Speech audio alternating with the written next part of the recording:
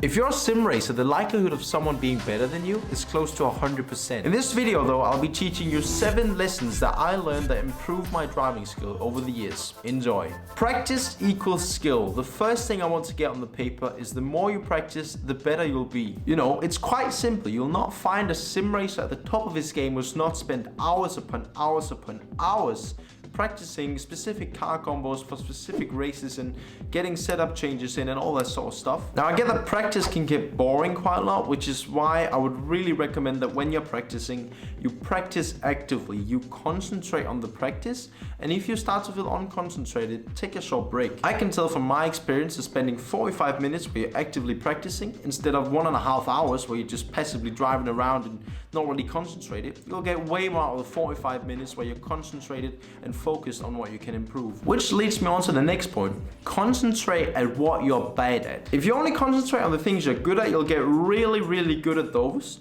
but then you'll probably have some big weaknesses that other competitors will be able to use against you, which is why you constantly want to practice what you're bad at. Let's take qualifying to race as an example. If I'm bad in qualifying, I'll have to work my way up in the race.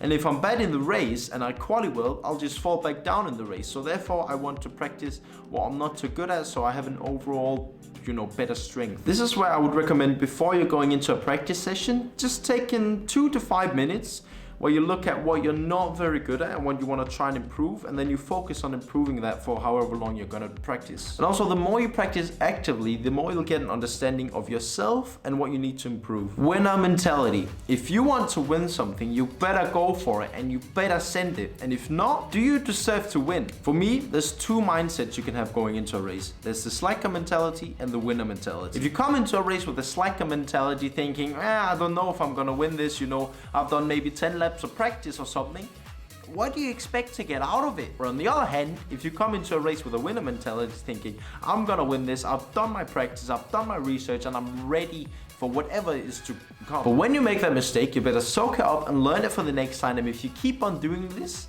you can only become better. Right, here's one that I've personally only learned here a couple of months ago, which is why I wanted it in this video. And that is, don't sign up for something you can't complete. I recently signed up for this series where I was excited at the start. I qualified, I put in some practice laps for the first rounds, but when we got 3 or so rounds in, I got really demotivated for it. This was mainly because I realized that the car was extremely frustrating for me to drive in, which I didn't realize earlier because I didn't put in the practice before I signed up for the series. This was a huge mistake for me because that means that I put myself in a series where I have to perform, and I didn't perform because I didn't put in the practice, and that has hurt the image of me in the end of the day. So if you're sitting thinking about signing up for a series where you're like, I don't know if I want to do this, if I'll get demotivated, don't do it. But if you think, hell yes, I'm gonna do this, I'm gonna win this, I'm gonna fully send it, do it. And then you better give it everything. Now we come to the 3 more important ones, at least for me. Keep your head down in any situation. If you've gained 8 positions on the first lap,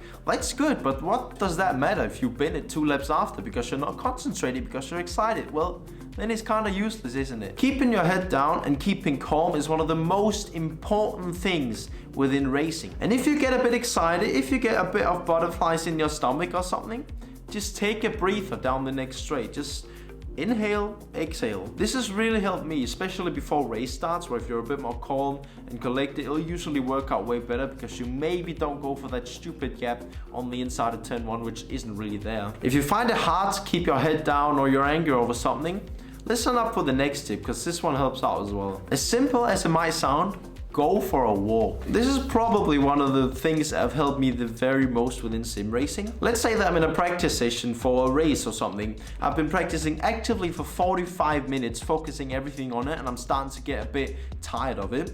Going for a 5 to 10 minute walk really reignites the energy within you. Just 5 to 10 minutes away from any screens, not your phone, maybe a bit of music in the ear.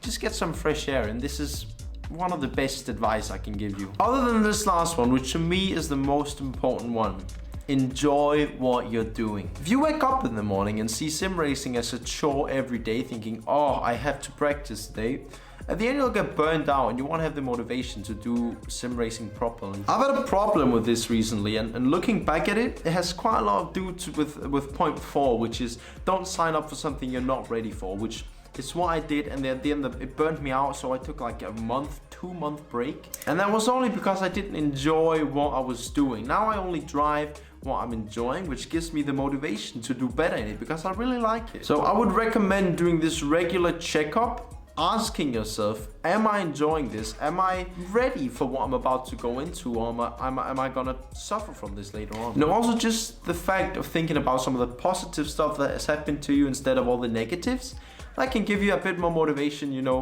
laugh a bit about it, have a bit of fun about it. That's really a good one. Anyways, ladies and gents, I hope you enjoyed this video. If you did, make sure to subscribe and like, and I'll see you all in the next one. Bye.